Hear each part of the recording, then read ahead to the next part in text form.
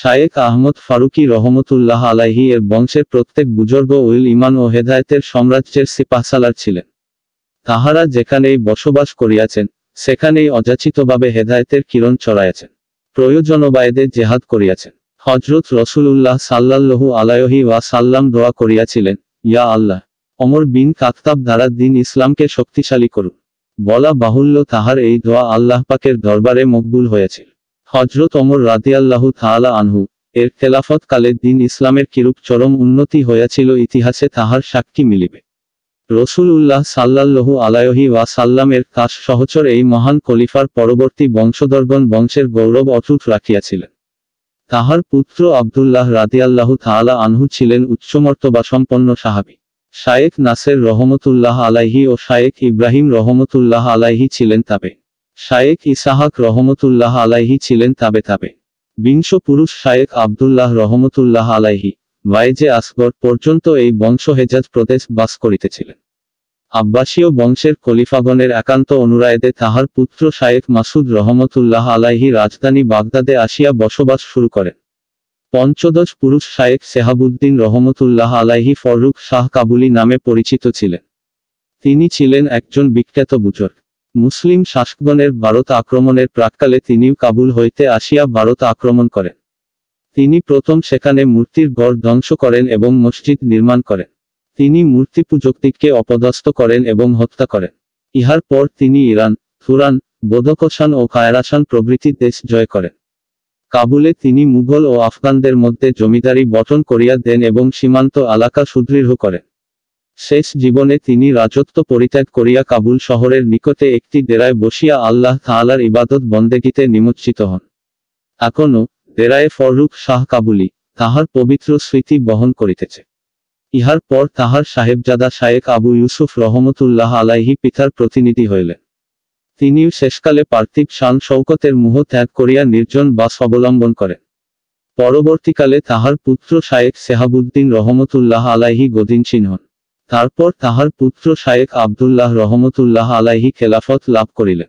এইভাবে ক্রমাগত সেরহিন্দ শরীফের প্রতিষ্ঠাতা হযরত ইমাম রফিউদ্দিন রহমতুল্লাহ আলাইহি পর্যন্ত খেলাফত পৌঁছিল। ইমাম রফিউদ্দিন রহমতুল্লাহ আলাইহি এলমে বাতেন ও এলমে জাহেরে একজন পরিপূর্ণ বুজুর্গ ছিলেন। তিনি তাহার পিতার পূর্ণ খলিফা ছিলেন। ইহা ছাড়াও অনেক বড় বড় বুজুর্গ হইতে তিনি ফায়দা হাসিল করিয়াছিলেন। অবশেষে তিনি হযরত সৈয়দ জালালউদ্দিন রহমতুল্লাহ আলাইহি হইতে খেলাফত লাভ করেন। তিনি তাহাকে ইমাম নির্বাচিত করিয়াছিলেন। হযরত শায়েখ আহমদ রহমতুল্লাহ আলাইহি রসুলে পাক সাল্লাল্লাহু আলাইহি ওয়াসাল্লামের মতো খতনা অবস্থায় ভূমিষ্ঠ হইয়াছিলেন। তিনি সাধারণ শিশুদের মতো কাঁদিতেন না। তাহার শরীর ও পায়ছাক পরিচ্ছদ কখনো অপবিত্র হইত না। শৈশবকালে একবার তিনি অসুস্থ হইয়া পড়িয়াছিলেন। তাহার পিতা শায়েখ আব্দুল আহাদ রহমতুল্লাহ আলাইহি হযরত শাহ কামাল কায়তলী রহমতুল্লাহ আলাইহিকে তাহার উপর দম ও দোয়া করিবার জন্য ডাকিয়া আনিলেন। হযরত শাহ কামাল তাহাকে দেখিয়া আনন্দে অধীর হইয়া উঠিলেন। বলিলেন, আল্লাহ পাক এই শিশুর হায়াত দারাজ করুন। ইনি একজন খাঁটি আলেম, আমেল ও আরেফে কামেল হইবেন। আমাদের মতো বুজুর্গগণ তাহার কোলে প্রতিপালিত হইবে ও অশেষ উপকার লাভ করিবে। কেয়ামত পর্যন্ত তাহার নূর সমুজ্জ্বল থাকিবে। বহু অলিয়াল্লাহ তাহার আবির্ভাবের সুসংবাদ দিয়া গিয়াছেন। বহু বুজুর্গ তাহার প্রতীক্ষায় পথ চাহিয়া আছেন। অবশেষে হযরত কায়তলী রহমতুল্লাহ আলাইহি স্নেহবস্ত তাহার মুবারক জিহ্বা শিশু শায়েখ আহমদের পবিত্র মুখে প্রবেশ করাইলেন। শায়েখ আহমদ রহমতুল্লাহ আলাইহি তাহার জিহ্বা সজোরে চুষিতে আরম্ভ করিলেন। তখন শাহ সাহেব বলিলেন, এই মুবারক শিশু এবার কাদেরিয়া তরিকার সমস্ত কামালত হাসিল করিলেন। কালের চক্র আবর্তিত হইতে লাগিল।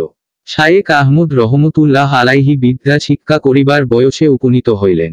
ঘাড়ে হেরায় যে জ্ঞানের চর্চা শুরু হইয়াছিল, সেই জ্ঞান আহরণের দিকে তিনি মনোনিবেশ করিলেন। সর্বপ্রথমে তিনি কুরআনুল করিম হেফজ করিতে আরম্ভ করিলেন। অল্প দিনের মধ্যেই তিনি পূর্ণ হাফেজ হইয়া গেলেন। ইহার পর তিনি অন্যান্য জরুরি কেতাবসমূহ পাঠে মনোনিবেশ করিলেন। শিয়ালকোটের বিশিষ্ট আলেম মৌলানা কামাল উদ্দিনের নিকট তিনি জ্ঞানগর্ভ কেতাব ও এলমে মান্তেকের জটিল কেতাবসমূহ অধ্যয়ন করেন। কাজী বহলুল বদশানীর নিকট হইতে তিনি তফসিরে ওয়াহেদি, তফসিরে বাইজাবি ও অন্যান্য কেতাবসমূহ, সহিহ বুখারী, মেশকাত, তিরমিজি শরীফ, শামাইলে তিরমিজি, জামে সগীর, কাসিদায়ে বুরদা প্রভৃতির এজাজত হাসিল করেন। কাশ্মীরের মুহাদ্দিস শায়েখ ইয়াকুব সাহেবকে হাদিসের কেতাবাদি শুনাইয়া তিনি সনদ লাভ করেন। চতুর্দিকে তাহার সুনাম ছড়াইয়া পড়িল যে তিনি মুহাদ্দিসের আসনে উপবিষ্ট হইয়াছেন। মাত্র 17 বছর বয়সে শায়েখ আহমদ রহমতুল্লাহ আলাইহি বিদ্যাশিক্ষা সমাপ্ত করিলেন।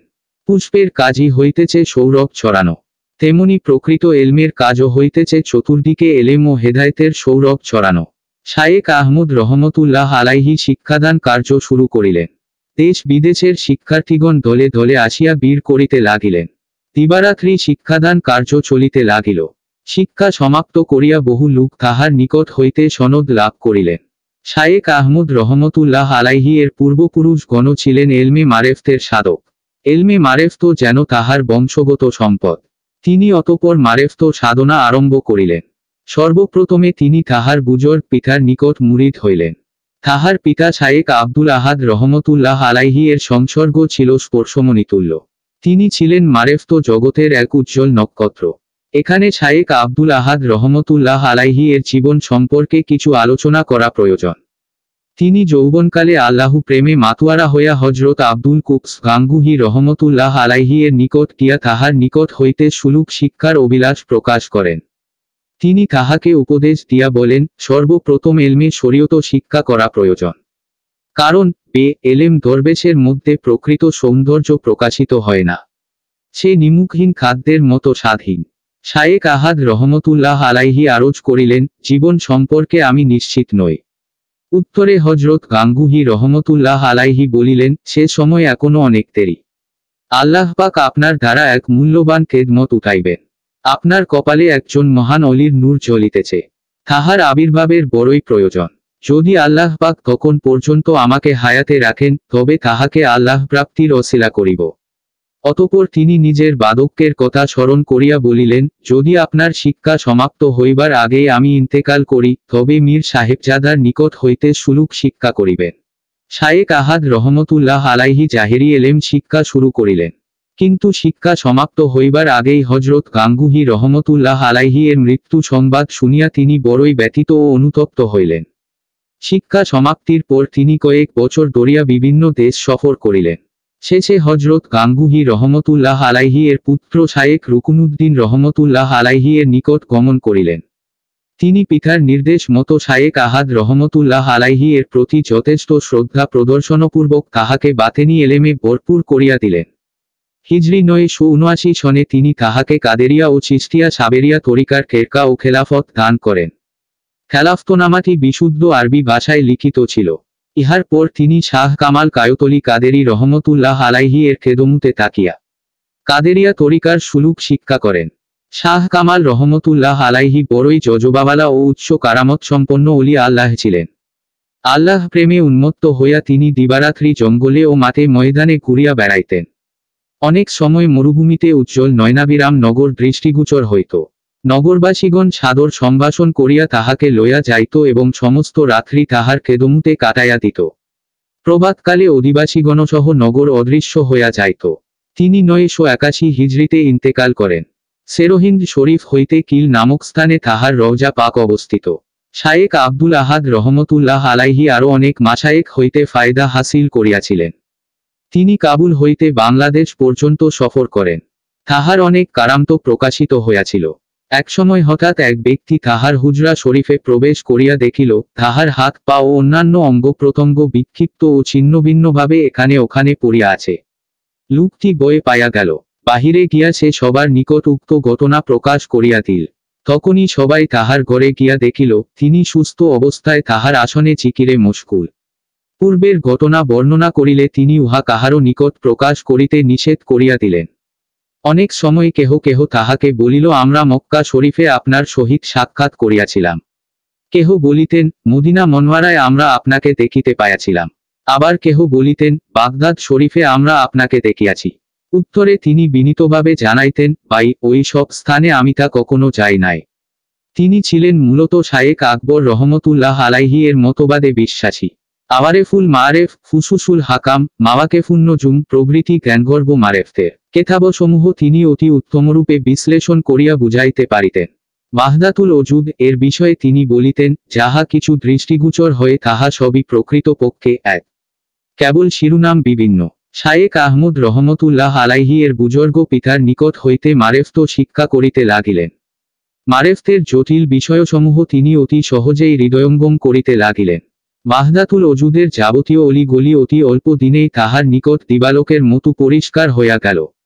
একদিন তিনি পিতা ও মুর্শেদ শায়েক আহাদ রহমতুল্লাহ আলাইহিকে প্রশ্ন করিলেন, একিনের প্রকৃত অর্থ কি? আজ এখানেই শেষ করছি। প্রতি শুক্রবার, রবিবার ও বুধবার নতুন পর্ব আপলোড করা হবে ইনশাআল্লাহ। পরবর্তী পর্ব দেখার জন্য অনুরোধ রইল। এখনো যারা চ্যানেলটি সাবস্ক্রাইব করেননি তারা এখনই সাবস্ক্রাইব করুন এবং আমাদের ভিডিওটি ভালো লাগলেই লাইক করুন ও শেয়ার করে আরেকজনকে হযরত মুজাদ্দেদ আল-ফেসানি রহমতুল্লাহ আলাইহি সম্পর্কে জানার সুযোগ করে দিন। এতক্ষণ সাথে থাকার জন্য ধন্যবাদ।